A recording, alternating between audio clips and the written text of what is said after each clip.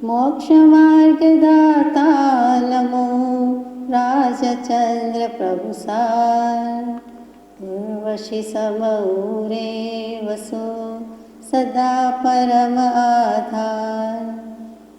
जेणे जाण्यो खरो आत्मा, आत्माने अन्यन्यने।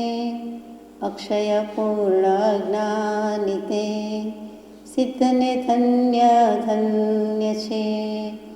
दीन दयाळ दया करो परम धर्म आधार। तुम सम समर्थ कोई नहीं, आत्मबोध दातार। अज्ञानतिमिरान्धनां ज्ञानाञ्जनशलाकया चक्षुरुन्मीलितं येन तस्मै श्रीगुरवे नमः। सत्श्रुतने नमस्कार, श्रीमुखकारी आत्माने नमस्कार, तारक त्रिपुटीने नमस्कार, माविત્રો સમાન મુરબ્બીઓ મુમુક્ષુને નમસ્કાર। પરમ કૃપાળુદેવ પ્રણિત વચનામૃતજી અંતર્ગત મોક્ષમાળા શિક્ષા પાઠ 9 સત્ધર્મ તત્વ। સદદેવ, સદગુરુ, સદ્ધર્મ ત્રણ તત્વ જાણવા અવશ્યના છે એમ પરમ કૃપાળુદેવની આજ્ઞા છે। તો સદદેવ તત્વની યથાશક્તિ વિચારણા આપણે ગઈકાલે કરી। આજે સદ્ધર્મ તત્વ, ધર્મ શું? અનાદિકાળથી કર્મજાળના બંધનથી આ આત્મા સંસારમાં રજળ્યા કરે છે। સમય માત્ર પણ તેને ખરું સુખ નથી, અધોગતિને એ સેવ્યા કરે છે અને અધોગતિમાં પડતાને આત્માને ધરી રાખનાર જે વસ્તુ તેનું નામ ધર્મ। આ અઢી વાક્ય આપણને લાગી જાય તો કામ થઈ જાય। અનાદિકાળથી કર્મજાળના બંધનથી આ આત્મા સંસારમાં રજળ્યા કરે છે। કર્મની ઝાડ તો પહેલેથી જ છે। આત્મા અને કર્મ કોઈ એક સમયે લાગ્યા એવો એકેય સમય નથી, કોઈ એક ક્ષણે લાગ્યા શરૂ થયા એમ પણ નથી। એ અનાદિ પ્રવાહ પરંપરા છે જ। આત્મા પહેલો કે કર્મ પહેલાં એમાં વધારે વિચાર કરીશું, પણ આત્મા અને કર્મ બંને એકી સાથે પહેલેથી લાગેલા જ છે। તો કર્મની ઝાડમાં આત્મા ફસાયો જ છે, બંધન છે જ। રાગદ્વેષ રૂપી કયો, રાગદ્વેષ અજ્ઞાન રૂપી કયો, રાગદ્વેષ અજ્ઞાન મિથ્યાત્વ રૂપી કયો, તો એક ગાંઠ તો જોરદાર છે અને એના કારણે સંસારમાં રચયા કરે છે। આત્માને હું આત્મા છું એવું ભાન નથી ત્યાં સુધી સમય સમયે અનંત કર્મનો વ્યવસાય હોવાથી કર્યા જ કરે છે। ક્રિયા પ્રવૃત્તિ એની ચાલુ જ રહે છે, એને કારણે ચારે ગતિમાં રઝળપાટ થઈ છે। એક સમય પણ એવો નથી, અનંતકાળમાં નથી, આ ભવમાં નથી કે એને ખરું સુખ લાગ્યું હોય કે લાગ્યું હોય। તો ખરું સુખ શું? ખરું સુખ કૃપાળુદેવ ખરું, ખરો, ખરી, ખરેખરું, ખરેખર બહુ કામ લીધું છે। સંસ્કૃતમાં ખલું કહીએ, પ્રાકૃતમાં ખું કહીએ, એ જ ખું કે ખલું એટલે ખરેખર। અહીંયા ખરું, રિયલ, રિયલી રિયલ। રીમાં કહી દીધું સ્વભાવ સુખ, તે ખરેખર જ છે અને તે જ સાચું સુખ છે, તે જ વાસ્તવિક સુખ છે। તો કે અહીંયા ખરું સુખ કહેતા એમ સમજાય છે કે આત્માને એનું પોતાનું સુખ જ લાગ્યું નથી, એટલે કે સમાધિ સુખ લાગ્યું નથી। આધિ વ્યાધિ ઉપાધિનું દુઃખ જણાયું છે। ધી તો રહે જ છે, ધારણ કરેલું છે, એમાં બુદ્ધિ છે, એને ધારણ કરી રાખે છે, એમાં સ્થિતિ છે, એટલે આધિ વ્યાધિ કે ઉપાધિ એ ધી ભેગું છે। પણ જે સમાધિ થઈ જવું જોઈએ, સમ્યક પ્રકારે બધી બાજુથી આત્માની મર્યાદાપૂર્વક આત્મામાં રહેવું જોઈએ, તે સમાધિ સુખ નથી।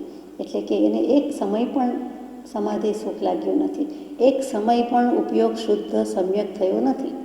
128માં પત્રમાં પરમ કૃપાળુદેવ જણાવે કે અંતર્જ્ઞાનથી સ્મરણ કરતા એવો કોઈ કાળ જણાતો નથી વા સાંભળતો નથી કે જે સમયમાં આ જીવે તેનું સંકલ્પ વિકલ્પ વડે રટણ ન કર્યું હોય।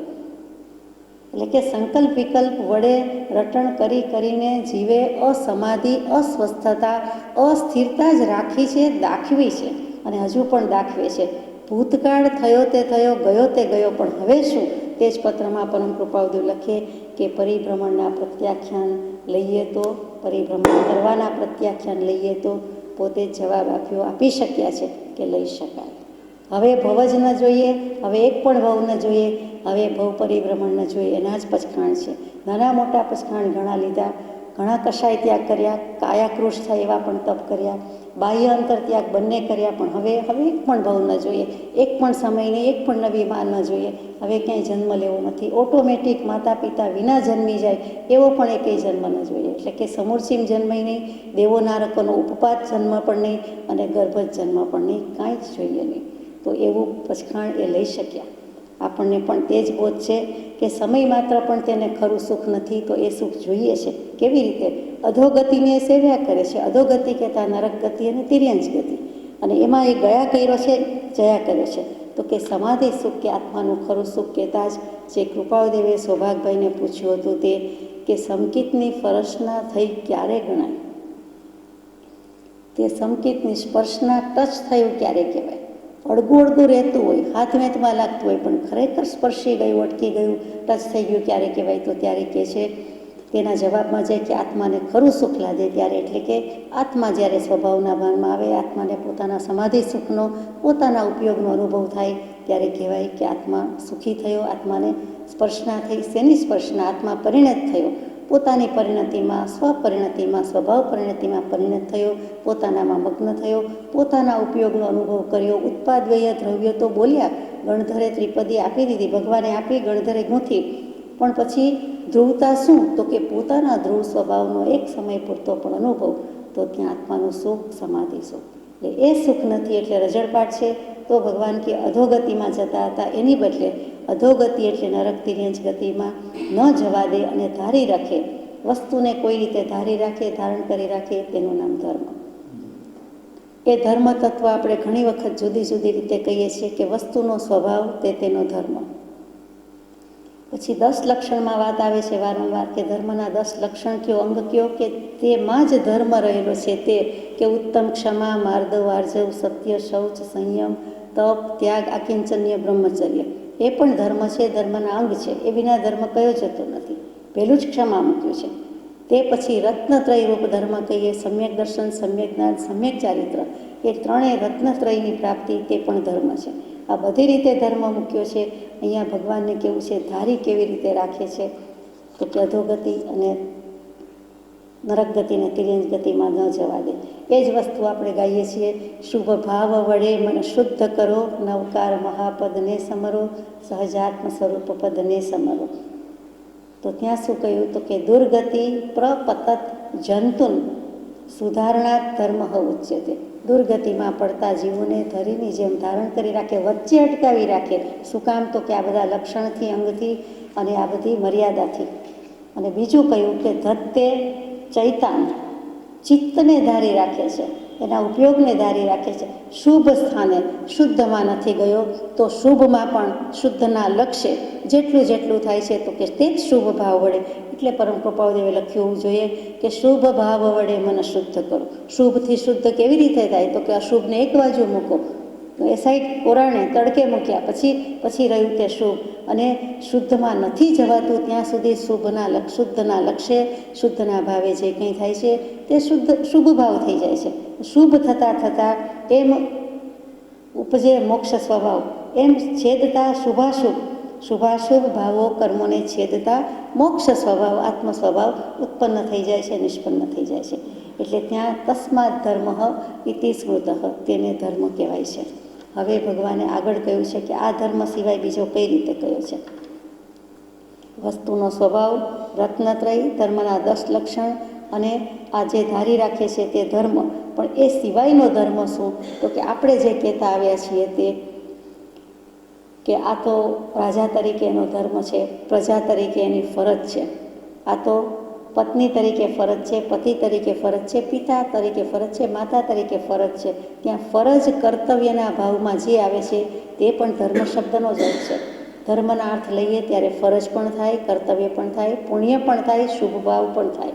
પણ અહીંયા ધર્મ કેવો છે તે હવે અહિંસા ધર્મની વાત આવે છે, તે કેવો છે. આ બધી વાતમાં અહિંસા ધર્મ શબ્દ ન આવ્યો તેની વાત આ પાઠમાં હોય તેમ લાગે છે. એ ધર્મ તત્વના સર્વજ્ઞ ભગવાને ભિન્ન ભિન્ન ભેદ કયા છે? તેમાંના મુખ્ય 2 છે, વ્યવહાર ધર્મ અને નિશ્ચય ધર્મ. મુખ્ય બે ભેદ એ આવ્યું જ નથી અત્યાર સુધીની વાતમાં. તો અહીંયા વ્યવહાર ધર્મ અને નિશ્ચય ધર્મ, પહેલાં પરમ કૃપાળદેવે વ્યવહારથી શરૂ કર્યું છે કે જીવો સીધે સીધી વાત, જેમ 12 અંગ લખાયા ત્યારે 12માં દૃષ્ટિવાદ અંગમાં 14 પૂર્વની વાત પહેલાં લખાઈ અને એમાં સ્વભાવમાં રહેવું, વિભાવથી મુકાવું એ જીન પ્રવચનની મુખ્ય આજ્ઞા છે એ પહેલાં લખ્યું. પણ તે કાળના જીવો પણ એટલું સીધું સાદું સત્ય, સનાતન સત્ય ન સમજી શક્યા. તો પછી ગણધર ભગવંત, આચાર્ય ભગવંતને થયું કે ચાલો ત્યારે તમે તો એક કડે એકથી જ શીખો, સીધું 100 નહીં થાય, સીધા ચઢાણ નહીં થાય. 2 થી 99નો કોન્સેપ્ટ પણ ક્લિયર હોવો જોઈએ, 2 થી 9 આવડવું જોઈએ. તો પછી શ્રી આચારાંગ સૂત્રથી શરૂઆત કરી કે કેમ આચરવું, કેમ વ્યવહાર કરવો, કેમ ક્રિયા પ્રવૃત્તિ કરવી. એટલા માટે વ્યવહાર ધર્મ પણ મૂક્યો. ખરેખર તો નિશ્ચય ધર્મ જ મુખ્ય છે, આત્મધર્મ જ ધર્મ કહ્યો જાય છે, પણ તે કેવી રીતે કરવો એટલે પછી વ્યવહાર ધર્મ એ પહેલો મૂક્યો છે. તો આપણે લઈએ કે વ્યવહાર ધર્મ શું કહેવાય. એક સમયની વાત, મહાવીર સ્વામીના સમયની વાત. શ્રાવસ્તી નગરી મહાવીર સ્વામી પધાર્યા. તે જ નગરીના કોષ્ટક નામના ઉદ્યાનમાં, બાગમાં સભા થઈ. એક શંખ નામના શ્રાવકજી છે, એક પુષ્કલ નામના શ્રાવકજી છે. શંખ અને ઉત્પલા એ શ્રાવક શ્રાવિકા છે અને પુષ્કલ વગેરે કેટલાક શ્રાવકો અને શ્રાવિકાઓ પણ છે. બધા સાથે મળીને દેશના સાંભળે છે, વિખેરાય છે, છૂટા પડતા નક્કી કરે છે કે આપણે આ દેશના અંતે શું કરવું જોઈએ. આત્માનું કલ્યાણ તો કરવું જોઈએ, તો આપણે બધા વારંવાર ભેગા મળીએ, બેસીએ, સત્સંગ કરીએ. એમ શબ્દ તો એમાં નથી આવતો, ભગવતીજી સૂત્રની વાત છે, અત્યારે ગુજરાતીમાં કહેવાય છે એટલું જ. તો ત્યાં સત્સંગ શબ્દ નથી, પણ આપણે સાથે મળીએ અને આત્માના હિતની ચર્ચા વિચારણા કરીએ. તો એમ કરીએ કે આપણે સાથે ખાઈએ પીએ, એટલે આપણી ભાષામાં ડિનર માટે બોલાવવા, ભેગા થવું, ગેટ ટુગેધર, અને પછી થોડી ઘણી ધર્મની વાત કરવી. આપણી જ વાતો એવું લાગે. એમાં ગેટ ટુગેધરના બદલે એમ આવે કે અશન, પાન, ખાઈમમ, સાઈમમ, એટલે કે 4 પ્રકારના આહાર આપણે સાથે વાપરીશું. આહાર, સૂકો મેવો, ફ્રૂટ્સ, પાણી, અથવા તો એવા કોઈ સ્વાદ્ય, લેહ્ય, ખાદ્ય, પેય પદાર્થો વાપરીશું. એટલે ખાણીપીણી જ થઈ. તો કે આહાર માટે ભેગા થઈશું, સાથે સાથે આપણે પૌષધ પણ કરીશું. તો 4 પ્રકારના આહાર પણ લેવા, સાથે પણ રહેવું, અથવા પૌષધશાળામાં રહેવું. તો પૌષધશાળામાં આહાર કેવી રીતે હોય, તો કે આહાર લઈને પછી જવું વગેરે. પણ આપણે ધર્મ ધ્યાન કરવું અને સાથે આહાર પાણી વાપરીશું. આવો નિશ્ચય નિર્ધાર કરીને આપણે મળીએ છીએ એમ છૂટા પડ્યા. દિવસ સમય નક્કી હતો. શંખ શ્રાવક જવાના પણ હતા, શંખ અને ઉત્પલા. અને બીજા લોકોએ બધું બનાવ્યું, ભેગા થયા. શંખ અને ઉત્પલા ગયા નહીં. એટલે તે તેડવા આવ્યા, એક જ ગામ હોવાથી, કે કેમ આપ પધાર્યા નહીં, અમે રાહ જોઈએ છીએ. તો ઘરે ગયા તો ઉત્પલા શ્રાવિકાએ કહ્યું કે એ તો મને કહીને વાત થઈ છે અમારે, અને ઉપાશ્રયમાં છે, પૌષધશાળામાં છે, પૌષધ વ્રતનું આરાધન કરી રહ્યા છે. ગમ્યું નહીં મિત્રોને કે આમ કેમ બન્યું, અમારી સાથે વાત થઈ છે ને આ પ્રમાણે થયું. તો કંઈ નહીં, ઉપાશ્રયમાં ગયા, પૂછવા ગયા કે આપ આવો છો, પધારો છો, રાહ જોઈએ છે. તો શંખ શ્રાવક કહે છે કે હું તો પૌષધ લઈને બેઠો છું, ખરા અર્થમાં જે કરવો જોઈએ તેવો લઈને બેઠો છું. આ આહાર શું ને આભરણ શું, મેં તો વસ્ત્ર કે આભરણ કે આહાર કે બધાનો ત્યાગ કર્યો છે ને આ 24 કલાક તો અહીંયા જ છું, અને આમાં ખાવા પીવાનું હોય જ નહીં. જેમ આજે પણ ઔષધ વ્રત એટલે એવું હોતું નથી. આપણે જાણીએ છીએ કે ઉપાશ્રયમાં 24 કલાક રહેવાનું, બને તેટલો સમય ધર્મ ધ્યાનમાં ગાળવાનો, રાત્રિ પણ ધર્મ જાગરણમાં ગાળવી જોઈએ, જેટલું થાય તેટલું. બીજા બધા સમાજમાં રાત્રિ જાગરણ કરતા હોય છે, તો આ ધર્મ રાત્રિ જાગરણ છે, જેટલું થાય તેટલું કરવું. તો શંખ શ્રાવક જતા નથી. તો કે અમે જમવાનું બનાવ્યું છે, રાહ જોઈએ છે, અમે શું કરીએ. તો કે તમે બધા મારી ગેરહાજરીમાં બધું વાપરી લો, કરો, અને તમે જે રીતે પૌષધ વ્રત કરવું હોય તેવી રીતે કરો. તમારે બનાવી લીધું હોય તો જમી લો, અને નહીં તો પછી બધા અહીંયા સાથે પૌષધ વ્રત કરીએ. તો કે એવું તો હવે બને તેમ નથી. તો કે સારું, ત્યારે તમે યથેચ્છ બધું બતાવો, એટલે વાપરો કે ધર્મ ધ્યાન કરો. શ્રાવક ઘરે ગયા અને બધા શ્રાવકોએ સાથે પૂરું કર્યું. પછી શંખ શ્રાવકે 24 કલાક પૂરા થયા એટલે પારણું કરવાનું હતું. તો ઘરે જવાની બદલે એમ થયું કે હું મહાવીર સ્વામી પધાર્યા છે, તો હું એમની દેશના સાંભળીને, વ્યાખ્યાન સાંભળીને પછી જ ઘરે જાઉં, પછી પારણું કરું. એટલે ત્યાં પહોંચ્યા. અને આ બધા શ્રાવક વર્ગને પણ એમ થયું કે શંખ શ્રાવક તો ન આવ્યા, આપણે તો આપણી રીતે વાપરી લીધું, આહાર પાણી કરી દીધા, પણ મહાવીર સ્વામી પધાર્યા છીએ તો આપણે પણ વ્યાખ્યાનમાં જઈએ. એટલે આ ગ્રુપ ત્યાંથી આવ્યું. અને શંખ અને ઉત્પલા તો શાવિકા ઘરે ત્યાંથી ગયા હશે, શંખ શાવકજી ઉપાસીથી ગયા. મહાવીર સ્વામીની દેશનામાં બધા ભેગા થાય છે, સાંભળે છે, આનંદ આવે છે, પૂરી થાય છે. પૂરી થવા આવે છે ત્યાં પુષ્કળ શાવક કહે છે કે મહાવીર પ્રભુ, શંખ શાવકે અમારી સાથે આવું કર્યું. એ કહે છે કે આવી રીતે પૌષધ વ્રત થાય એમ કહ્યું, અમે નક્કી કર્યું, અમે એ પ્રમાણે માન્યું, અને એ પોતે જ પછી આવ્યા નહીં, અને એણે આવી રીતે છાના છપના અમને બનાવટ કરીને, અમારી સાથે માયા કપટ કરીને ઠગ્યા, છેતર્યા, અને અમને ગમ્યું નહીં એવું એમણે આચરણ કર્યું છે. ભલે ધર્મ કર્યો છે પણ આવું કર્યું છે. તો મહાવીર સ્વામી કહે છે કે એ જીવની તમારે અવહેલના, નિંદા, ગરહા, તિરસ્કાર, ઠઠ્ઠા, મશ્કરી, હાંસી, મજાક, ટોન્ટ મારવાના નથી. એને દુઃખ લાગે તેવું કરવાનું નથી, એનું અપમાન કરવાનું નથી. શું કામ? તો કે મેં આજે વ્યાખ્યાનમાં એમ કહ્યું, દેશના મેં આવ્યું કે આજ્ઞાનું આરાધન એ જ ધર્મ અને આજ્ઞાનું આરાધન એ જ તપ. તો મિત્ર મંડળે કહ્યું કે અમે એમની આજ્ઞા પ્રમાણે તો અશન પાનન ખાઈમમ સાઈમમ બધું બનાવ્યું, અને પછી ન આવ્યા તો એણે આજ્ઞા તોડી કહેવાય, એણે કયા પ્રમાણે ન કર્યું કહેવાય. પછી મહાવીર પ્રભુ કહે છે કે તેણે તે રાત્રે તમને આમ કહ્યા પછી એનો વિચાર બદલાયો હતો, એટલે આ રીતે ધર્મ આરાધ્યો હતો. તમને કહ્યું ત્યારે નિર્દોષ ભાવે જ કહ્યું હતું, એ આવવાના જ હતા. પછી એને વિચાર પલટાયો, વિચારની જાગૃતિ એટલી બધી વધી ગઈ તો પોતાનો જ બોધ લાગ્યો કે મારે જવા જેવું નથી, હું મારો જ વિચાર કરું, એટલે કે સ્વરૂપ સ્વભાવનો વિચાર કરું. આ આહાર આભરણ ખપે નહીં, બધાનો ત્યાગ કરવાનો છે, તો હિંસા અને પરિગ્રહનો ત્યાગ કરીને હું એક દિવસ આમ કેમ ન રહું. એટલે તે પ્રમાણે એ વર્ત્યા, અને વર્તા નિર્દોષ ભાવે વર્ત્યા છે, કોઈ માયા કપટનો ભાવ નથી, અને એને ધર્મ જાગરણ થયું છે. એટલે એ ધર્મ જાગરણમાં સુદર્શન જાગરણ થયું છે, સમ્યક દર્શન થયું છે.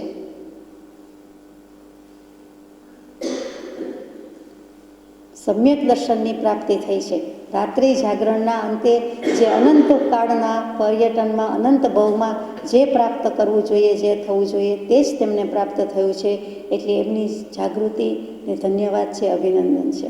ત્યાં ગૌતમ પ્રભુ તરત જ કહે છે કે પ્રભુ એઝ યુઝ્યુઅલ 36,000 સવાલ પૂછ્યા છે તેવું ભગવતીજી સૂત્ર. જાગરિકા કેટલા પ્રકારની છે? આને સુદર્શન જાગરિકા થઈ, તો જાગરિકા બીજી કેટલી હોઈ શકે? એક જ હોય કે કેમ? મહાવીર સ્વામી કહે છે, હે ગૌતમ અને ભવ્ય જીવો, જાગરિકા 3 પ્રકારે છે. એમાં પહેલું જાગરણ, જાગરિકા કહેતા, જાગૃતિ કહેતા જાગરણ. પહેલું જાગરણ તે બુદ્ધ જાગરિકા. સર્વજ્ઞતા પ્રગટ્યા પછી સર્વજ્ઞ સર્વદર્શી પ્રભુને, કેવલી પ્રભુને, જે કેવળ નિજ સ્વભાવનું અખંડ વર્તે જ્ઞાન હોય છે, કેવળ જ્ઞાન હોય છે, એને કારણે જે જાગૃત અવસ્થા હોય છે, પરમ જાગૃત અવસ્થા હોય છે, શાશ્વત સનાતન સમય પૂરતી જ રહેવાની છે તેવી જાગૃતિ આવી ગઈ છે. એટલે તે બુદ્ધ જાગરિકા કહી શકાય. આપણે એના પરથી પ્રબુદ્ધ શબ્દ લઈએ છીએ, તો તે બુદ્ધ જાગરિકા. બીજી જાગરિકા કેવી? તો કે અબુદ્ધ જાગરિકા, એટલે કે સર્વજ્ઞતાના રસ્તે છે, સંપૂર્ણપણે સહજાત્મ સ્વરૂપ પ્રાપ્ત થયું નથી પણ એ રસ્તે છે. એટલે કે સર્વજ્ઞતા પહેલાંના સમય સુધીના જે કોઈ અપ્રમત્ત મુનિ, શુક્લ ધ્યાનની શ્રેણી પર આરૂઢ થયેલા, અથવા જે પણ દશામાં છે, જેને છદ્મસ્થ વિતરાગ કહ્યા જાય છે, કે એક પગ આ બાજુ, એક પગ આ બાજુ, એક વચ્ચે થોડાક સમયની જ વાર છે, તો તેવા જે જીવો છે તેનું જાગરણ છે, તેનો બોધ છે, તે અબુદ્ધ જાગરિકા છે. હજુ સર્વજ્ઞતા નથી, પ્રગટું છે, પણ કેવલ જ્ઞાની કયા જતા નથી. 12મા ગુણસ્થાનકના અંત સુધીના અને એની પહેલાંના અને 13માની શરૂઆત પહેલાંના એ જે કોઈ જીવો છે તે બધાને અબુદ્ધ જાગરિકાવાળા કહી શકાય. એટલે અપ્રમત્ત મુનિ, અપ્રમત્ત યોગી, પછી જેટલી દશા હોય તેટલી, તે બધાને અબુદ્ધ જાગરિકા. અને ત્રીજી જાગરિકા તે સુદર્શન જાગરિકા, એટલે કે સમ્યક દર્શન, સુદર્શન જેને પ્રાપ્ત થઈ ગઈ છે, સ્વભાવનું ભાન જેને થઈ ગયું છે, આત્મદૃષ્ટિ થઈ ગઈ છે, દ્રવ્ય દૃષ્ટિ થઈ ગઈ છે, પરંતુ બીજો બધો ઘણો પુરુષાર્થ બાકી છે, તેને સુદર્શન જાગરિકા કહીએ છીએ. અને તે સુદર્શન જાગરિકા આ શંખ શ્રાવકને કેવી રીતે આવ્યું છે? તો કે એની વિચારણામાં એને દયા ધર્મ આવ્યો, વ્યવહાર ધર્મ આવ્યો, વ્યવહાર દયા ધર્મ પ્રગટી ગયો કે હું દયા મારી પાડું છું. આ પૌષધ વ્રત અને દયા પાલનનું વ્રત છે. આપણે વ્યવહારમાં દયા પાડવાનું વ્રત લીધું છે, કરે છે એમ કહીએ છીએ કે ઉપાશ્રયમાં જાય છે અને દયા પાડવાનું વ્રત છે. પૌષધ વ્રતને મળતું આ બંને વ્રત સાથે જાય છે, તે જમાનાની વાત છે. તો એ વ્રત કરતાં એણે ખરા અર્થમાં બધા જીવોની દયા પાડવાનું રાખ્યું છે અને તેને સમ્યક દર્શન પ્રાપ્ત થઈ ગયું છે. તો એ કેવી રીતે થયું? તો કે આ ત્રીજી જાગરિકા, સુદર્શન જાગરિકા, શંખ શ્રાવકની જાગરિકા, તો એણે શું કર્યું? તો કે એણે ભગવાનનો બોધ સાંભળ્યો, આજ્ઞાના આરાધનમાં રહેવાનું આવ્યું, અને એ શું? તો કે હું બધા જીવની દયા પાડું. મારી દયા ખાવા માટે પૌષધ વ્રત, અને સર્વ જીવોને રક્ષા માટે, દયા પાડવા માટે જે વ્રત લીધું તે પૌષધ વ્રત એટલે વ્યવહાર દયા 8 પ્રકારે છે. તે ત્રીજા જાગરિકા ધર્મમાં પ્રભુ મહાવીરે ફરમાવ્યું અને સમજાવ્યું. તે આપણે લઈએ છીએ કે વ્યવહાર ધર્મમાં દયા મુખ્ય છે. 4 મહાવ્રતો તે પણ દયાની રક્ષા વાસ્તે છે. દયાના 8 ભેદ છે: દ્રવ્ય દયા, ભાવ દયા, સ્વદયા, પરદયા, સ્વરૂપ દયા, અનુબંધ દયા, વ્યવહાર દયા અને નિશ્ચય દયા. વ્યવહાર ધર્મમાં દયા મુખ્ય છે. દયા શું? દયાબેન માફ કરે, દયા કહેતા અહિંસા, બીજું કાંઈ નહીં. અહિંસા ધર્મની પ્રધાનતા મુખ્યતા.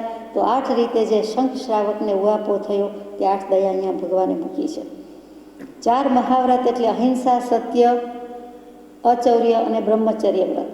આમાં અપરિગ્રહ વ્રતમાં જ બ્રહ્મચર્ય વ્રત સમાવેશ કરી દીધું છે. એટલે અહિંસા વ્રતને જુદું ગણો તો બીજા 4 મહાવ્રત, 5માંથી અહિંસા જુદું, બીજું, ત્રીજું, ચોથું, 5મું લઈએ તો એ 4 મહાવ્રતની રક્ષા પણ કેવી રીતે થાય? તો કે અહિંસા ધર્મનું પાલન કરે તો થાય. એની વાડ કહી દીધી છે. અને દયાના અહીંયા 8 ભેદ મૂક્યા છે. તો પહેલો ભેદ મૂક્યો છે દ્રવ્ય દયા. પ્રથમ દ્રવ્ય દયા કહેતા કોઈ પણ કામ કરવું તેમાં યત્નપૂર્વક જીવ રક્ષા કરીને કરવું તે દ્રવ્ય દયા. કોઈ પણ કામ કરવું, પુસ્તક લેતા મૂકતા પણ દયા, દયા ને દયા, જમવાની થાળી લઈએ તો એ પણ દયા, દયા ને દયા, એક પગલું માંડીએ ચાલીએ તો પણ દયા, દયા ને દયા. એ જ ભગવાનનો બોધ છે. ભાખ્યું ભાષણમાં ભગવાન, ધર્મ ન બીજો દયા સમાન. એ દયાની વાત છે. પૂર્વાપર અવિરુદ્ધ રીતે સ્થૂળમાં સ્થૂળ અને સૂક્ષ્મમાં સૂક્ષ્મ જો દયા પાલનનો કોઈ ધર્મમાં બોધ હોય તો તે આ વિતરાગના ધર્મમાં, જૈન ધર્મ કયો, આત્મધર્મ કયો, કેવલી કથિત તત્વમાં જે સૂક્ષ્મતાથી નિરૂપણ છે તે અન્યત્ર નથી. આપણે ધર્મ વિશે પુષ્પમાં થોડું વિચાર્યું હતું. તો અહીંયા યત્નપૂર્વક જીવ રક્ષા કરવી એટલે શું? કોઈની સીધી હિંસા વધ તો આપણે કરીએ તેવા છીએ જ નહીં. એ સંસ્કાર નથી. જન્મથી એવા સંસ્કાર મળ્યા હોય કે ગમે તેમ એટલે એવું કરીએ તેવા નથી. પણ સંકલ્પ સિવાય પણ, જાણ્યા બુજ્યા સિવાય પણ, ઈરાદા ન હોય તો પણ કેટલીક હિંસા થાય છે. તો એમાં પણ ધ્યાન રાખવા જેવું છે. તે કેવી રીતે રાખવું? તો કે 10 પ્રાણની ધ્યાન રાખવાની વાત છે. તદ્દન હળી ન લઈએ પણ ખાંડા બોબડા કરી દઈએ તો તે પણ કરાય નહીં. મચ્છરને ઉડાડવા જતાં જો કે બહુ હવે હોય જ નહીં, કોઈના ઘરમાં પણ સામાન્યપણે વાત છે. તો પોતે હાથમાં તો મસળીને એનો ફેંસલો કરતા નથી એવું તો ક્યારેય વિચાર ના આવે. કોઈ કરતું હોય તો આપણે ના કહીએ, પણ કોઈ પણ રીતે કદાચ ઉડવામાં, લેવામાં, મૂકવામાં કીડી, મચ્છર, એથી પણ સૂક્ષ્મ જંતુ તે ઉડી જ ન શકે. એનો હાથ, પગ, પાંખ જે કયો તે દબાઈ જાય, લેવાઈ જાય.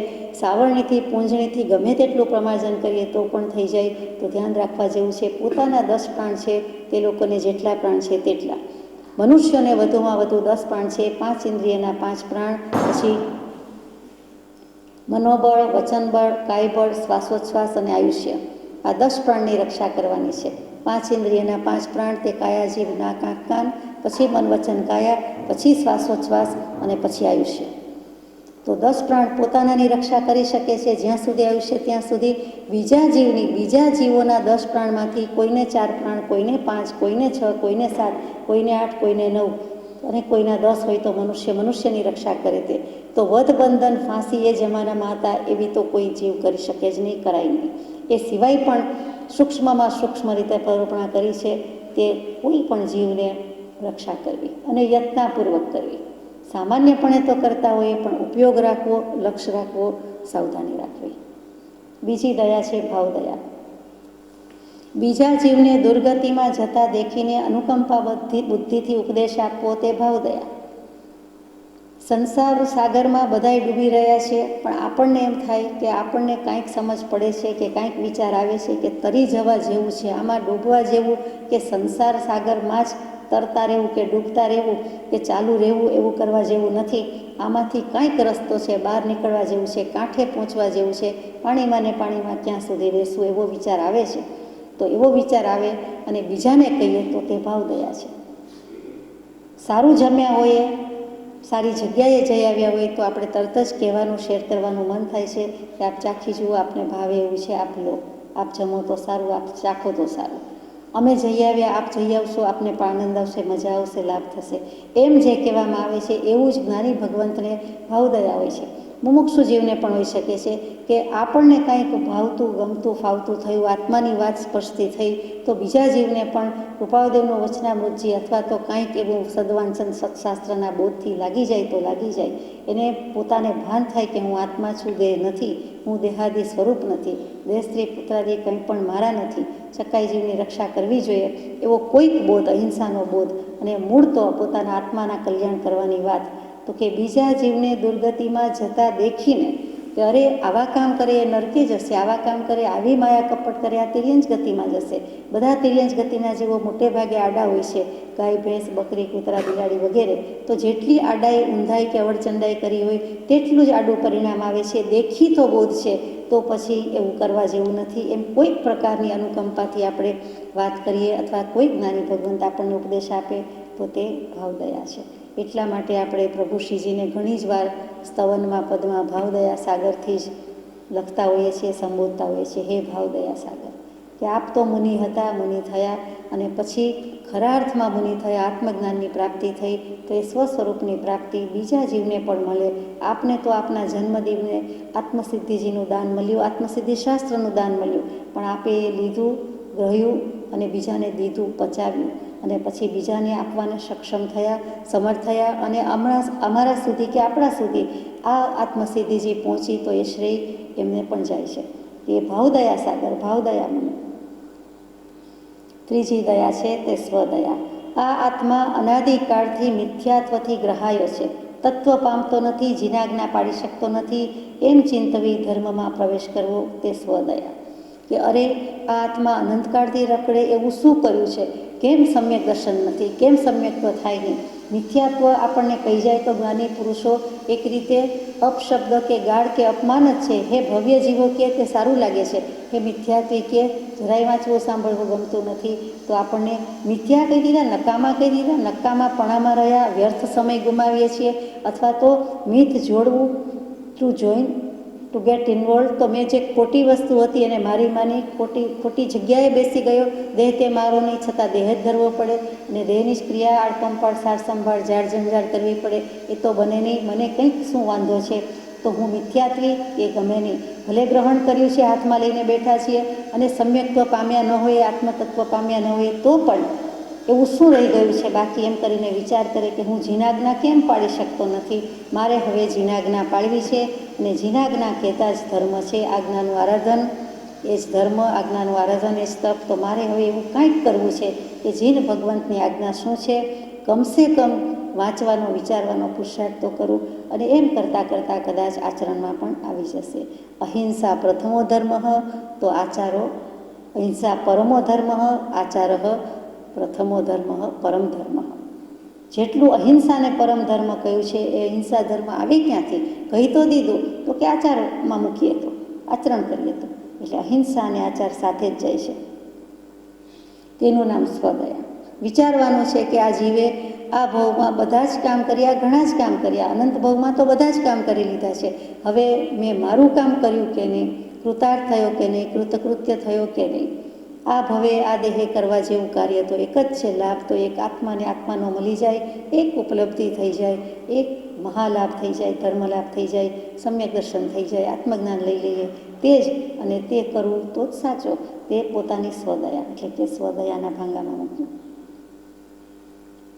એટલે આજ્ઞા પાલન અને તે સ્વદયા, કે મારે કંઈક મારા આત્મા પ્રત્યે કર્તવ્ય છે, ફરજ છે, મને મારી દયા આવે છે. હવે મને હોસ્પિટલમાં સેવા આપીને ડૉક્ટર તરીકે, નર્સ તરીકે, વોલન્ટિયર તરીકે એવી દયા આવતી નથી. પૂર્વકાળમાં કેટલી બધી વાર, કદાચ અનંતવાર જ્ઞાની પુરુષો કહે છે તેમ ડૉક્ટર્સ થયા, નર્સ થયા, વોલન્ટરી સેવા આપી, ઘણી બાબતમાં વોલન્ટિયર્સ થયા. જો સમય છે જ તો સમય કેમ ગાળવો, કેમ વ્યતીત કરવો, અથવા સ્કૂલમાં સેવા આપીએ વગેરે કોઈ પણ બાબતની વાત છે તો બીજામાં કરવું એના કરતાં હું મારા આત્માને, આત્મ સ્વરૂપને સમજવામાં આ ફાજલ પડેલો સમય વ્યતીત કરું તો કેમ? એટલે કે હું મારી જ દયા ખાઉં તો કેમ? બીજા અનાથ આશ્રમ છે એમાં અનાથની, અપંગની દયા ખાઈએ. આપણે અનાથ કે સનાથ, આપણે અપંગ કે નહીં અપંગ, આપણે વિકલેન્દ્રિય છીએ તો વિકલેન્દ્રિય નથી છતાં વિકલાંગ છીએ કે નથી છતાં છીએ કે છીએ છતાં નથી, એવો કંઈક ઉહાપો કે ભગવાન તો કહે છે કે છતી આંખે જોઈ શકતા નથી, સારી આંખે નથી, સમ્યક દર્શન નથી, તો એને સ્વચ્છંદરૂપી અંધત્વ કહી દીધું. આમ જુદી જુદી રીતે આપણને વિકલાંગ જ્ઞાની પુરુષો કહે છે. હવે એ શબ્દો સાંભળવા નથી, એમ પોતાની દયા ખાય તે સ્વદયા. આગળ જઈએ. ચોથી પરદયા, છકાઈ જીવની રક્ષા કરવી તે પરદયા. છકાઈ જીવ શું? તો કે પૃથ્વીકાય, અપકાય, તેવકાય, વાવકાય, વનસ્પતિકાય અને ત્રસકાય, આ 6 મળીને છકાઈ થયા. તો પૃથ્વીકાય શું? પૃથ્વી જ જેના જીવો છે, પૃથ્વી જ જે જીવ સ્વરૂપે છે, આત્મા સ્વરૂપે છે, તે પૃથ્વીકાયના જીવો. આપ તો જાણો છો, પણ જરાક રિવિઝન થઈ જાય, રિવાઇઝ કરી લઈએ. તો કે પૃથ્વીકાય એટલે માત્ર લાદી, જમીન, ટાઇલ્સ. શું આપને પ્રશ્ન થાય કે નહીં? માનો કે ધૂળિયા રસ્તા છે, કાંઈ જવું નથી, તો એ ધૂળ છે તે પૃથ્વીકાય કે જે કાંઈ જમીન છે તે પૃથ્વીકાય? કોને પૃથ્વીકાય કહેવાય? બધું. તો આપણે સવાલ થાય છે કે સૂક્ષ્મ અને બાદર, પૃથ્વીકાયના 2 ભેદ કહીએ. સૂક્ષ્મ એવા સૂક્ષ્મ છે કે હણ્યા હણાયની, માર્યા મરેની, બાળ્યા બળેની, અને તેમ છતાં 2 કટકા પણ ન થઈ શકે અને દેખાતા તો નથી, અને તેમ છતાં રહેલા છે. એવા તો 14 રાજલોકમાં ઠાંસીને રહેલા છે. એ સૂક્ષ્મ જીવની તો વાત કરી પણ શકતા નથી. પૃથ્વીકાય બાદરની વાત કરીએ એટલે કે સ્થૂળ દૃષ્ટિએ દેખાય છે તેવા. તો કે સુંવાળી માટીના 7 ભેદ કયા છે? કાળી માટી, નીલી માટી, રાતી માટી, પીળી માટી, ધોળી માટી, ગોપીચંદનની માટી અને પરપળી માટી. આ 7 પ્રકારની માટી કહી. પછી ખરખરી માટીના 22 ભેદ કીધા. તે ખાણની માટી, મરડિયા પાષાણની માટી, મોટી વેડુની માટી, પથ્થરના કટકાની માટી, મોટી શિલાની માટી, ખાણની માટી, લૂણની માટી, તરવાની માટી, લોઢાની માટી, સીસાની માટી, ત્રાંબાની માટી, રૂપાની માટી, સોનાની માટી, વજ્ર હીરાની માટી, હરિતાલની માટી, હિંગળોકની માટી, મણશીલની માટી, પારાની માટી, શર્માની માટી, પ્રવાળની માટી, અબરખની માટી અને અબરખની રજની માટી. આ 22 પ્રકારે ખરખરી માટીના ભેદ કયા?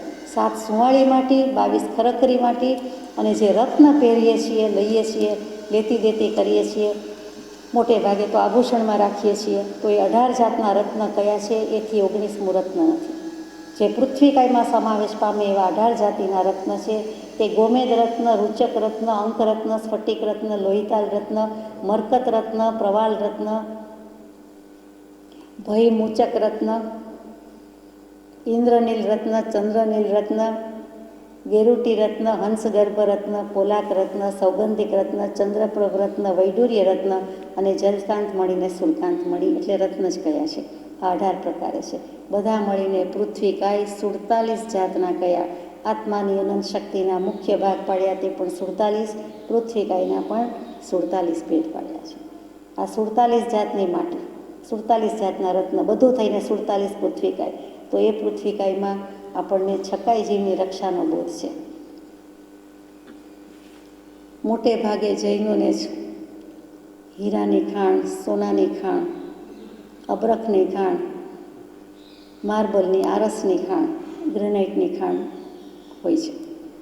એટલે વ્યવસાયમાં પડવાનું હોય ત્યારે જે જૈન છે, જેને જૈન સંસ્કાર છે, અથવા તો જેને કંઈક એવું જ્ઞાન ભાન છે, અગર તો એવું કંઈક ધ્યાનમાં કોઈ આવે છે, લાવે છે, તો એ જરૂર વિચારે કે આમાં મારે પડવા જેવું નથી. કદાચ દરેક વ્યવસાયમાં દોષ તો હશે, પણ મુખ્ય જે 15 કર્માદાની ધંધા કયા છે એમાં તો પડાય તેવું જ નથી. પણ એક વિધિની વક્રતા કહો કે આપણા મંદ પુણ્ય છે કે ગમે તેમ, મોટે ભાગે એવા જ બધા વ્યવસાયમાં ન જાણે કેમ જૈનો જ હોય છે.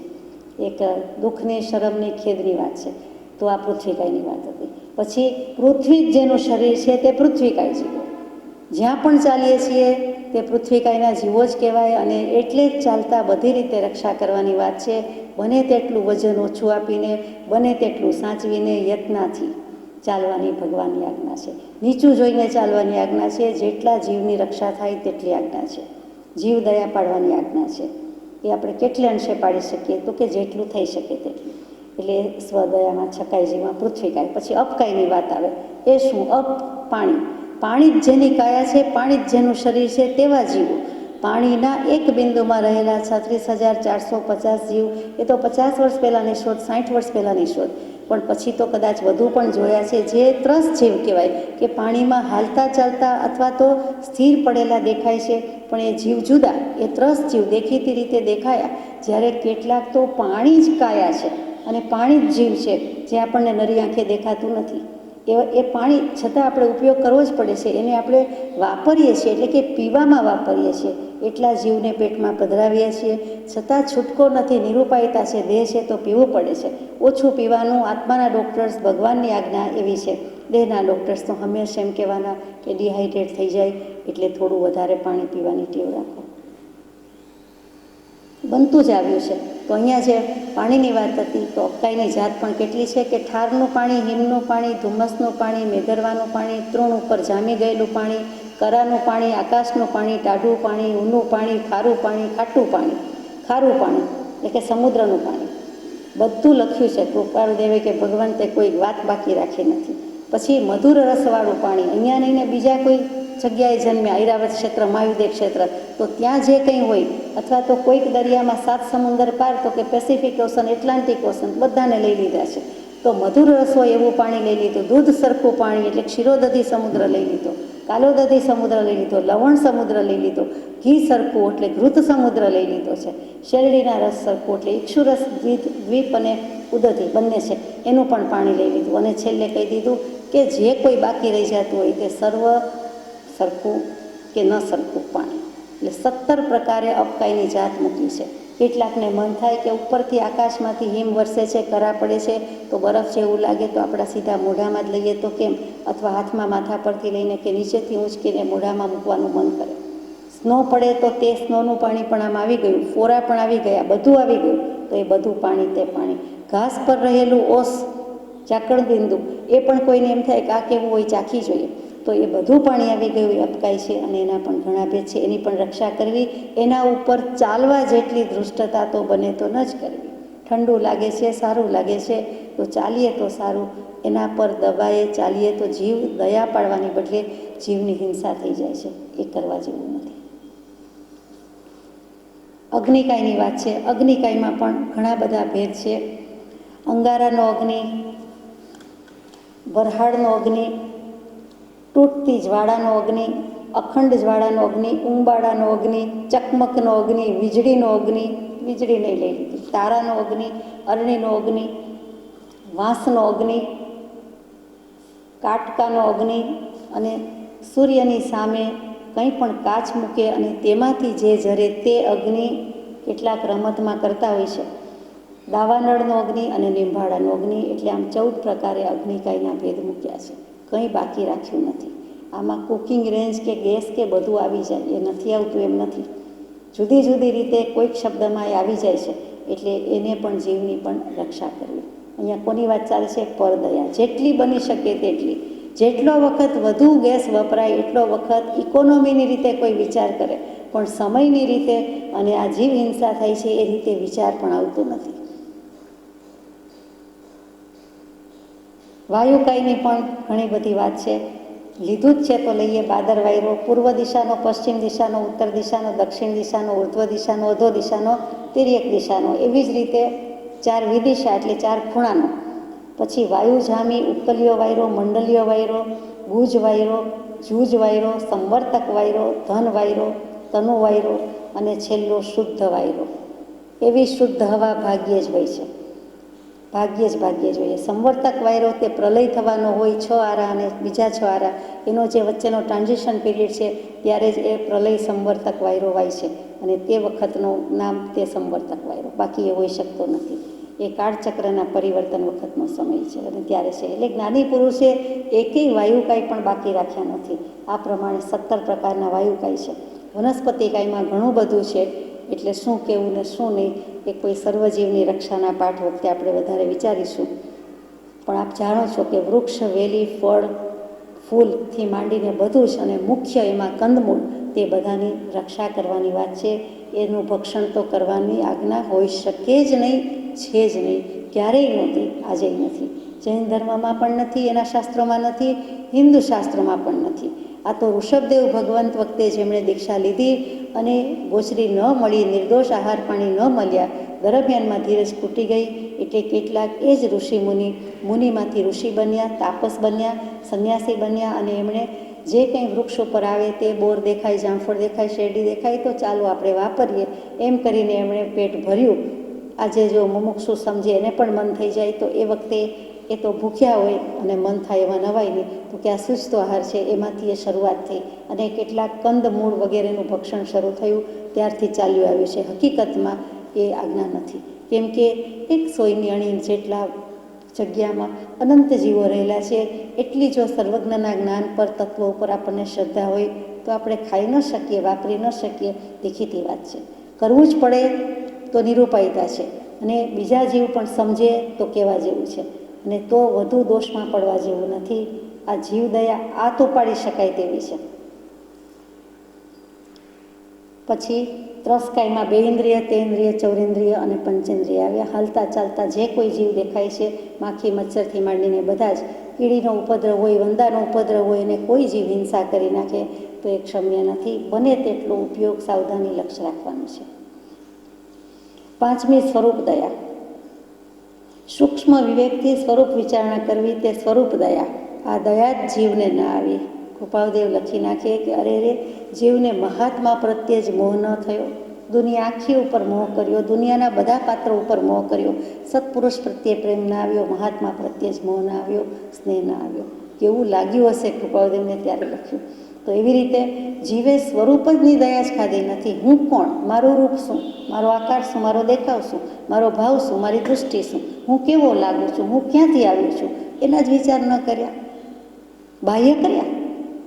ક્યાંથી આવ્યો એનો જવાબ છે, ક્યાં જન્મ્યો, બર્થ સર્ટિફિકેટ લાવે, કોણ માતા પિતા છે બધું કે તે પૂછતું નથી કોઈ.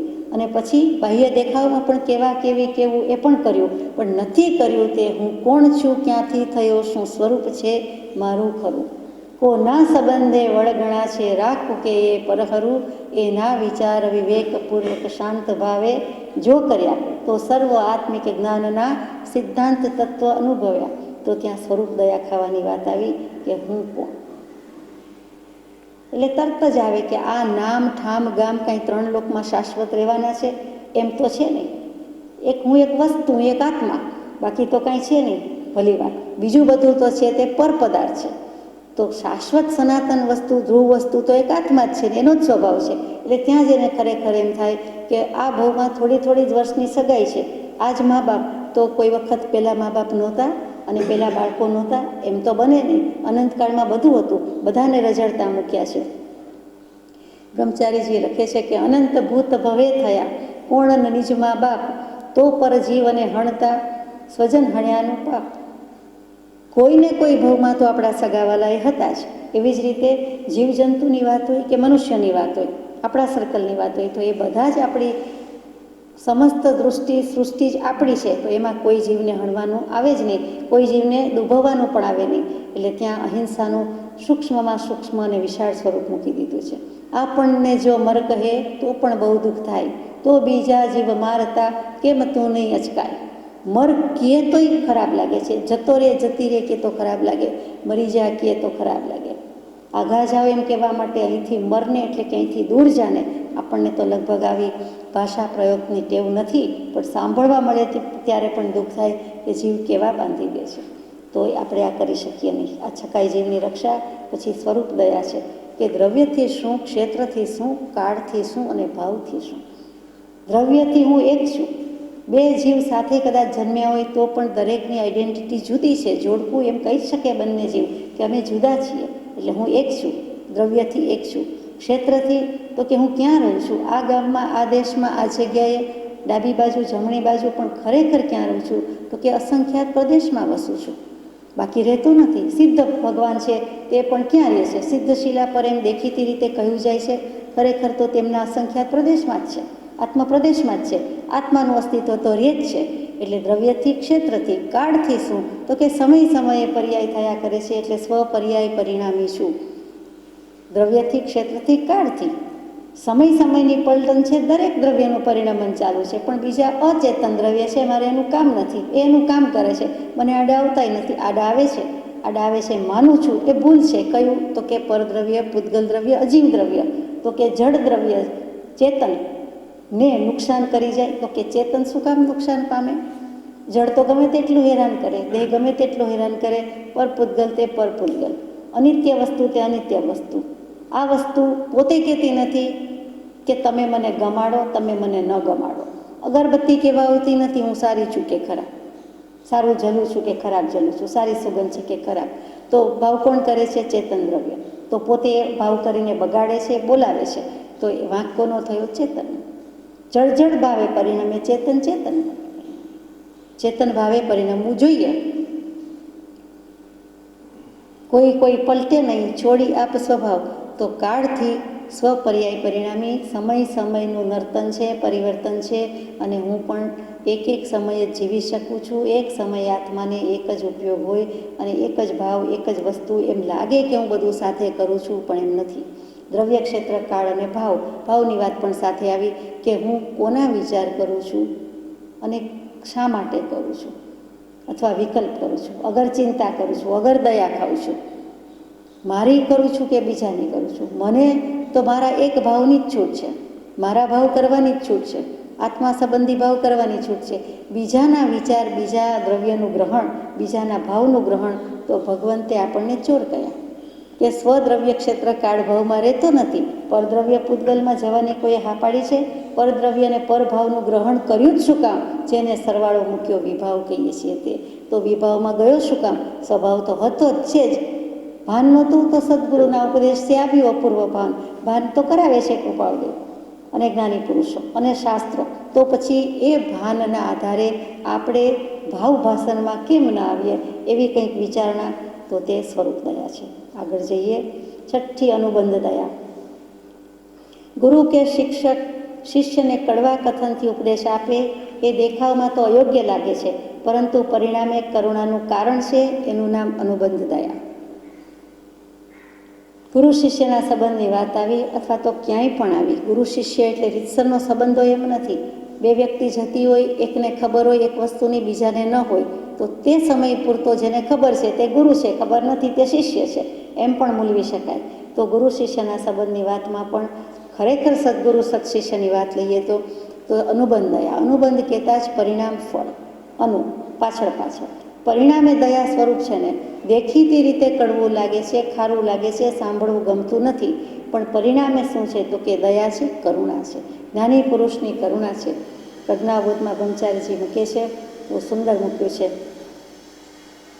માયાથી કોઈ છુપાવતો નિજ દોષ જો ગુરુ આગળે, તો સિંહ સમ ગુરુ ગર્જતા કે દોષ ઓકે તે પડે.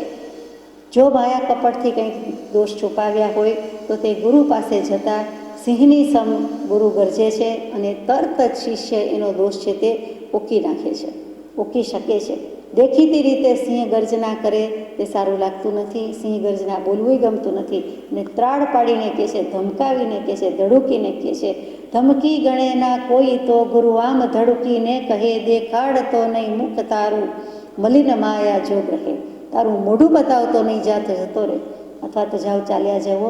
આવું મલિન, મેલવાળું, મ્લાન, રાગદ્વેષવાળું, માયા કપટવાળું મુખ પણ બતાવતો નહીં. વ્રત નિયમ સંયમ સર્વને માયા છુપી રીતે દહે, જે આત્મ ઉજ્જવળતા ચહે તે જીવ જ ગુરુ શરણું રહે. જો આત્માને ઉજ્જવળ કરવો છે, ચમકીલો કરવો છે, ચમકવાળો કરવો છે, આભા બતાવી છે, જરા કાટ થઈ ગયો છે, કદાચ કર્મરસથી કરીને મલિન છું, જાજી કે થોડી પોતે વિચારવાનું છે, અનંતકાળની કે થોડા સમયને વિચારવાનું છે, પણ હું છું એમ ક્ષમાપનામાં બોલાવે છે. આપણે બોલીએ છીએ તો હે ભગવંત, આપના યોગે બોધે અને કૃપા બળે હું આપનું શરણ ગ્રહીને કલ્યાણ કરી લઉં. તો તે છઠ્ઠી અનુબંધ દયા છે કે પરિણામમાં કરુણા છે. શરૂઆતમાં ખીજાતા હોય, દજાડતા હોય, બાળી મૂકતા હોય એવું લાગે, પણ એના મૂળમાં અથવા એના પરિણામમાં તો કારણમાં અને પરિણામમાં નિષ્કારણ કરુણા છે. સાતમી વ્યવહાર દયા. ઉપયોગપૂર્વક અને વિધિપૂર્વક જે દયા પાડવી તેનું નામ વ્યવહાર દયા. ઉપયોગપૂર્વક, લક્ષપૂર્વક, સાવધાનીપૂર્વક, યત્નાપૂર્વક, જાળવીને, જૈણા રાખીને. અને કેવી દયા કહી છે? તો કે ગૃહસ્થની દયા અને મુનિ દયા. સાગાર ધર્મ અને અણગાર ધર્મ. સાગાર, અગાર એટલે ઘર. સાગાર એટલે જે ઘર બહાર રાખીને બેઠા છીએ તે, એટલે ગૃહસ્થો, સંસારી, ખાસ કરીને ગૃહસ્થો, શ્રાવક શ્રાવિકાઓ કહીએ તો ચાલે. અને અણગારી ધર્મ એટલે જેને ઘર નથી, ઘર બહાર ત્યાગી દીધા છે, દીક્ષા સર્વસંગ પરિત્યાગ સંયમના માર્ગે છે, તો તેમને પણ સર્વસંગ પરિત્યાગીની દયા જુદી કીધી છે, ગૃહસ્થની કીધી છે. કઈ? તો કે શ્રાવકની 20 વસો દયા હોય ન હોય, મુનિની 20 વસો દયા હોય, શ્રાવકની 1.25 વસો દયા જ હોય. એટલે એક પાસે 1.25 રૂપિયો, એક પાસે 20 રૂપિયા, 20 જ રૂપિયા હોય, એમાંથી 20 રૂપિયા, તો એ 20 વસો દયા કહી દીધી. એટલે મુનિ એ છકાઈ જીવની રક્ષા કરતા હોવાથી એમને 20 વસો દયા કહી છે. વળી કેટલીક સંકલ્પી, વિકલ્પી, નિરારંભી, આરંભી અને ઉપયોગપૂર્વક ને અનુપયોગપૂર્વક, અનાભોગે, જાણતા અજાણતા, આમ બધા ભાંગા પડે છે. 20નું અડધું 10, 10નું અડધું 5, 5નું અડધું અઢી, અડધીનું અડધું 1.25. એટલે શ્રાવકને એટલી દયા છે. એટલે બંને દયા કેવી રીતે પાડી શકે? બંનેને ઉપયોગપૂર્વક ને વિધિપૂર્વક જે કીધું છે તે, કે આટલા નીતિ, નિયમ, આજ્ઞા, મર્યાદા, બંધ, અતિચાર, વ્યતિક્રમ, અતિચાર, બધી જ વસ્તુ શાસ્ત્રોમાં લખી છે. તે પ્રમાણે દયા પાડવી, તે વ્યવહાર દયા, ઉપયોગ અને વિધિપૂર્વક, ગૃહસ્થ અને મુનિ બંનેની મૂકી છે. ત્યાર પછી 8મી છેલ્લી નિશ્ચય દયા. શુદ્ધ સાધ્ય ઉપયોગમાં એકતા ભાવ અને અભેદ ઉપયોગ, તે નિશ્ચય દયા. નિશ્ચય, ચી શબ્દ જ મજાનો છે.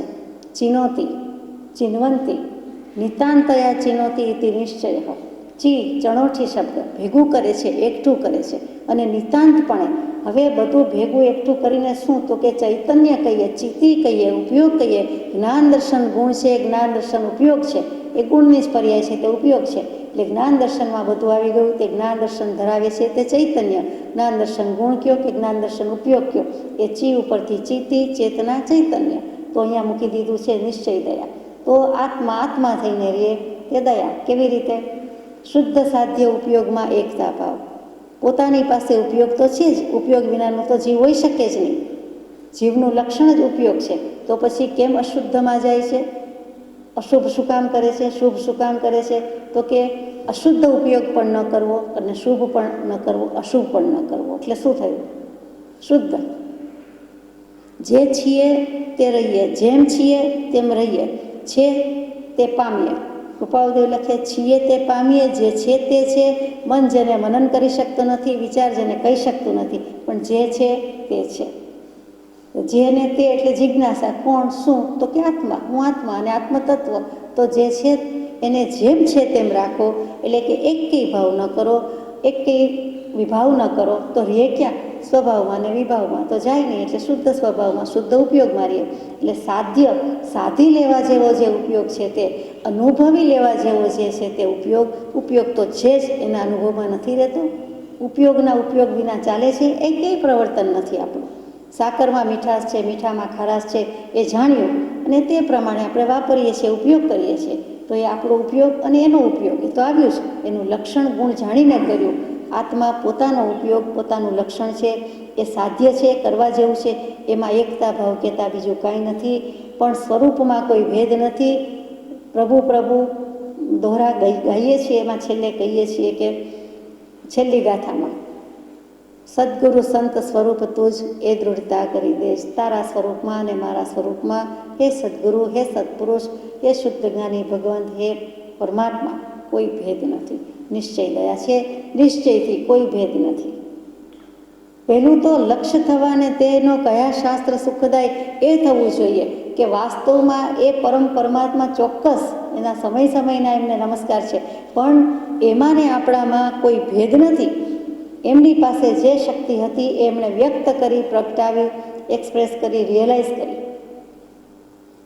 એક્સપિરિયન્સ કરી, અને આપણે બધું રાખીને અકબંધ બેઠા છીએ.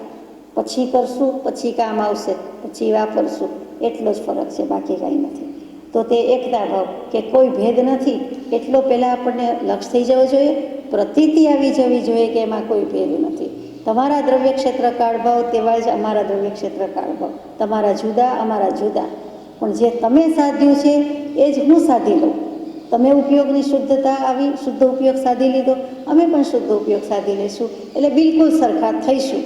પણ ત્યાં સુધી તો કે ત્યાં સુધી અમે પણ કરી શકીએ, અમે પણ ચેતન જ છીએ. જે આત્માના બળથી કે બોધથી કર્યું છે એ જ આત્માને એવું જ બળ ને એવી જ શક્તિ અમારી પાસે છે. એ ભેદભાવ નથી, આત્માની અનંત શક્તિ છે. એ કમ્પ્યુટર પોતાનું હોવાથી સ્વતંત્ર છે, સ્વામી છે, માલિક છે. મારા દ્રવ્ય ક્ષેત્ર કાળભાવ મારી પાસે, આપની પાસે. પોતાની અનંત શક્તિનો માલિક પોતે એકલો જ છે. અખંડ સમૃદ્ધિનો એક આવા અનંત અક્ષય કોષનો એકમાત્ર સ્વતંત્ર સ્વામી આત્મરામ પોતે અને પોતે, બીજો નહીં. બીજાનું બીજા પાસે છે, આપણું આપણી પાસે છે. તો એવો એક નિર્ધાર થઈ જવો, નિશ્ચય થઈ જવો, એવી એકતા ભાવ. અને પછી શબ્દ મૂક્યા છે અભેદ ઉપયોગ તે નિશ્ચય દયા. એવો આત્મા કે જેમાં સમ્યક દર્શન જ્ઞાન ચારિત્ર રહ્યું છે, રત્નત્રયી રહી છે, તે જ મારું સ્વરૂપ છે. ત્રણે અભેદ પરિણામથી રે જ્યારે વર્તે તે આત્મા રૂપ, મૂળ માર્ગ સાંભળો જીન નો રે. જે સમયે જીવને સમ્યક દર્શન થાય છે તે જ સમયે તેને સમ્યક જ્ઞાન કહ્યું જાય છે. અને તે જ સમયે સ્વરૂપાચરણ હોવાથી એ રહ્યો ક્યાં? આત્મામાં. એક સમય પૂરતો, 10 સમય પૂરતો, વોટ એવર ઇટ મે બી. તો એ વખતે રહ્યો છે, સ્થિતિ કરી છે, તો એ સ્વરૂપાચરણ ચારિત્ર છે. આત્માનો અનુભવ હોવાથી એ દશા છે, સ્થિતિ છે. એટલે કહેવાય કે એ અભેદ ઉપયોગ થયો. ત્યાં ઉપયોગ ક્યાં રહ્યો? આત્માનો ઉપયોગ આત્મામાં રહ્યો. આત્મામાં લખવાની બદલે અભેદ, એમાં કોઈ વિશેષતા નથી, બીજે ક્યાંય ગયો નથી, કોઈ પ્રકાર નથી, ભેદ નથી, ભાંગો નથી, વિશેષતા નથી. રહ્યો ક્યાં છે ત્યાં રહીએ, છીએ તે પામીએ. ક્યાં ઊભા રહ્યા, ક્યાં બેઠા છે? તો કે સ્ટેચ્યુ, જેમ હોય તેમ આપણે રહી જઈએ છીએ. રમત આવે છે, આપણને કોઈ સ્ટેચ્યુ કે એટલે જેમ હોય તેમ રહી જવાનું, કાંઈ હલવા ચલવાનું નહીં, નો મૂવમેન્ટ. એ જ સ્ટેચ્યુ અહીંયા છે કે ભગવાન કે પ્રથમ ચૈતન્ય જીન પ્રતિમા થા. શારીરિક હલનચલન નહીં, માનસિક છોડી દે. સંકલ્પ નહીં, વિકલ્પ નહીં, કોઈ તરંગ નહીં, જેમ છે તેમ રહી જાય. ક્યાં રહે? શુદ્ધ સ્વભાવમાં, આત્મામાં, પોતાના ઉપયોગમાં. એના માટે તો આ બધું છે એ નિશ્ચય દયા. તો કે અભેદ ઉપયોગ કહેતા અહીંયા એમ સમજાય છે સમ્યક દર્શન જ્ઞાન ચારિત્રમાં લીનતા કરી દેવી. લીનતા, લીન થઈ જવું. એકતા અને લીનતા. એક તારો જેણે વગાડતા આવડતું હોય તેને, અને જેને વગાડતા હોય એને જોયા હોય ધ્યાનથી, તો એ સમજી શકે કે આ એક તાર શું કહેવાય અને એક તારો શું કહેવાય. એ 8 પ્રકારની દયા વડે કરીને વ્યવહાર ધર્મ ભગવાને કયો છે. એમાં સર્વ જીવનું સુખ, સંતોષ, અભયદાન એ સઘળું વિચારપૂર્વક જોતા આવી જાય છે. ઘણું કહી દીધું ભગવાને. આ શંખ શ્રાવકને ધન્યવાદ કે તે નિમિત્તે આ વ્યવહાર ધર્મની વાત આવી. ભગવતીજી સૂત્રમાં શ્રાવસ્તી નગરીવાળા અને મહાવીર સ્વામીના સમયની વાત. 8 પ્રકારની દયાથી વ્યવહાર ધર્મ કહી દીધો. એમાં સર્વજીવનું સુખ આવી ગયું. સર્વજીવનું ઈચ્છો સુખ, મહાવીરની શિક્ષા મુખ્ય. એટલે સર્વજીવને સુખ આપવા જતાં પોતાના આત્માને સુખ થાય જ. એવી જ રીતે સર્વજીવને સંતોષ આપવા જાય ક્યારે આપી શકે? પોતે સંતોષી હોય તો. સંતોષી નર સદા સુખી, નહીંતર કાંઈક ને કાંઈક લેવા મૂકવાની ખેવના અપેક્ષા હોય જ, એટલે બીજાને પણ દુઃખી કરે. સુખ સંતોષ સાથે જ ગયું. ને જ્ઞાની પુરુષ સંતોષ લખે ત્યારે તો રાગદ્વેષ રહિત સ્થિતિ, અથવા તો જે દશામાં હોઈએ, જે સ્થિતિમાં હોઈએ, પરિસ્થિતિમાં હોઈએ, ત્યાં સંતોષથી રહેવું. સંતોષ ધન જેવું કોઈ ઉત્તમ ધન નથી. જો સંતોષ આવી ગયો તો બધી જ ધનની કમાણી કરી લીધી. નહીં તો અસંતોષ જેવું કોઈ પરમ દુઃખ નથી. અભયદાન, સર્વજીવની રક્ષા હોય એટલે પછી અભયદાન તો આવી જ ગયું. ભય વિનાની સ્થિતિ, પોતાને અને બીજાની દયા ખાતા પોતાને પણ આવી ગયું. પોતાના આત્માની દયા ખાધી એટલે પોતાને પણ અભયદાન આપ્યું. યા કારણ મિથ્યા તદિયો તજ ક્યું કર દેખ ધરેંગે, અબ હમ અમર ભય ન મરેંગે. એટલે મિથ્યાત્વને કાઢી મૂકવાનું છે, ખંખેરી નાખવાનું છે. ખંખેરેલી તો કદાચ ચોટે. મિથ્યાત્વ ટાળવું, કૃપાળદેવ એમ લખે. મિથ્યાત્વ ટાળવું. ટાળવું શબ્દનો અર્થ શું કરવો સમજાય નહીં. ટળવું, ટાળવું. અને અહીંયા ખંખેરવું નથી કહેવું ને કાંઈ નથી કહેવું. તો કે મિથ્યાત્વ ટાળવું, આપણી ભાષામાં સમજવા માટે કાઢી મૂકવું. ઘરથી બહાર કાઢી મૂકી. મલ્લીનાથ ભગવાનના સ્તવનમાં મિથ્યામતી અપરાધણ જાણી મેલી ઘરથી બહાર કાઢી.